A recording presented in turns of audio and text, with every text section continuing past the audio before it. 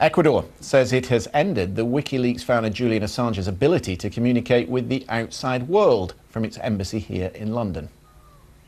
A government statement says the decision was taken to prevent Mr Assange from interfering in the affairs of other countries. Mr Assange has been taking refuge at the Ecuadorian embassy since 2012. And we can get more on that story. Our correspondent Ben Ando is with us.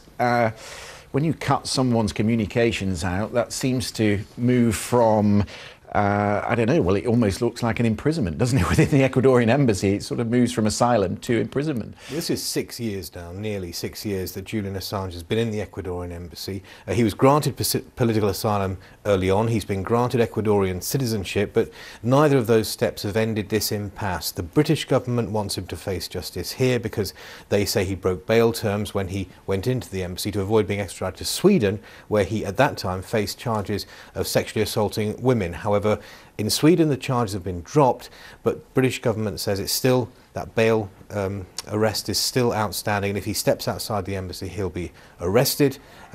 He is in a difficult position, of course. Perhaps for Julian Assange more than most, the internet is absolutely vital. It seems what's irritated his host is the fact that he's insulted people here in the UK within Parliament. Yes, that's right. And there was a debate in Parliament yesterday, and things were said by Sir Alan Duncan, the Foreign Office Minister, describing him as a miserable little worm. It's clear that the British government is determined to sit this one out, and frankly they can, because it's Julian Assange is the person who is cooped up in there and clearly feeling the pressure. Ben Ando, thank you very much indeed.